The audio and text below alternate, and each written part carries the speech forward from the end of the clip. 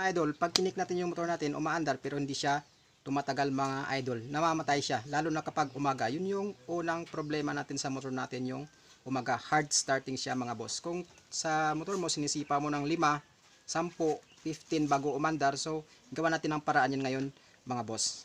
Pero bago natin tatalakayin yung mga boss, kung ngayon ka pa lang na padaan dito sa channel ko, huwag mong kalimutang i-click ang subscribe button sa baba at i-click mo na rin yung bell icon para lagi kang updated sa lahat ng video na i-upload ko mga idol. So pa-support din sa mga channel na to, si Mac Moto, Vanessa De La Roso at si Kasi Daddy Moto sa Bukid mga idol. So punta tayo dito sa spark plug natin mga idol.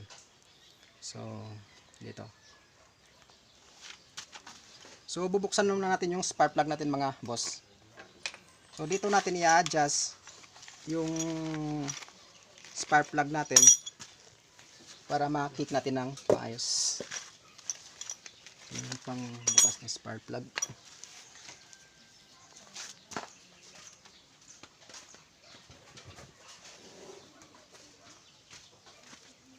So solusyonan natin ngayon mga boss yung hard starting ng motor ninyo.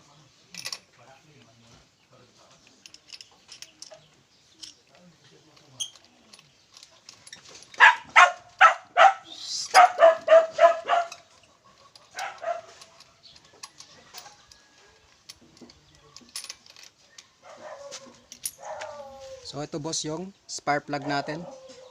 So yung burn ng spark plug natin is nasa optimal lang po, brown, kulay kalawang siya mga idol.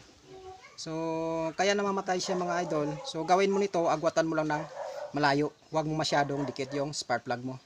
Kaya matagal siya umandar kasi hindi makabuelo yung apoy ng spark plug natin mga idol. Pero dapat mga idol yung carburetor mo dapat nalinisan mo rin to. Malinis siya, tapos naka-tune up ka na rin, bagong tune up yung motor mo, malinis na yung carburetor mo bago mo adjust ito mga lodi. Kasi kung i-adjust mo to, tapos itong carburetor mo naman hindi mo naman nilinisan, barado yung mga jettings niya, hindi rin obra yung one kick starter natin mga idol. One kick lang mga idol. So dapat linisin mo muna yung carburetor mo mga idol, tapos naka-tune up ka.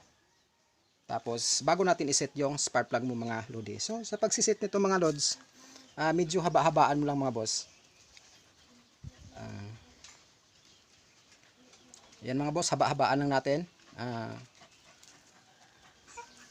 So kung hindi ka marunong mag mga boss, mag adjust nito, hanap ka ng ng lagaring bakal, yun yung gamitin mo pang gap dito.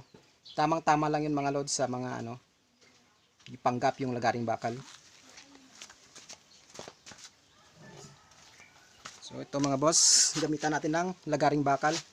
Dapat yung walang pintura. Kuha ka lang ng lagaring bakal tapos lagay mo dito boss, yan. Yan.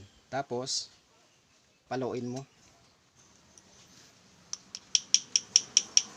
Yan mga idol. Dapat tamang-tama lang yung lagaring bakal makapasok. Kulang pa.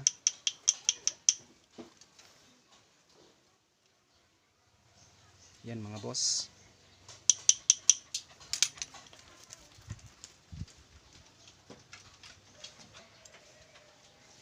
Dapat sakto lang siya.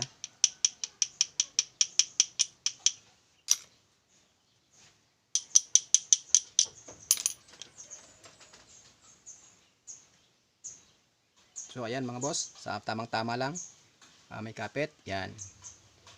So yan mga boss, tamang-tama lang. So ito yung ibabalik natin. So sa pagbalik naman ng spark plug mga idol, kamayin mo muna hanggang sa sumikip para hindi masisira yung thread niya. Saka mo na gamitan lang ang panghigpit kapag sumikip na siya mga idol.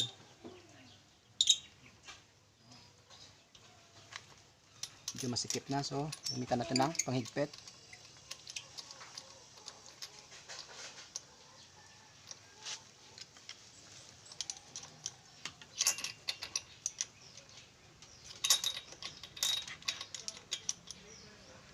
Ayan mga boss. So agwatan mo na ng konti mga idol. Yan. Tapos punta tayo dito. Try natin kung kaya na ba ng isang padjak. Yan mga boss. On natin. Tapos sipain. O yan mga boss. So 1 kick lang siya. Patayin natin.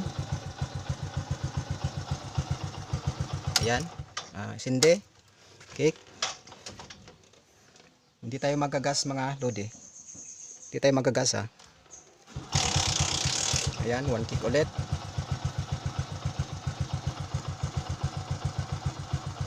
So, patayin natin ulit mga boss. So, andar. So, kick natin ulit. So, ayan boss. O, 1 kick lang. So, patayin natin ulit. Sindi ulit.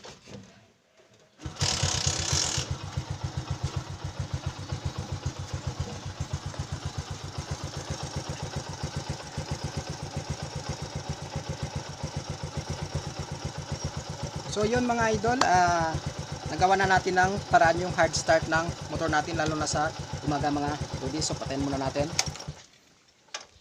Yan mga boss. So oobra lang yung style na to mga idol. Dapat malinis yung carburetor muna natin. Unahin muna natin linisin yung carb natin, nakatuno mga lodi.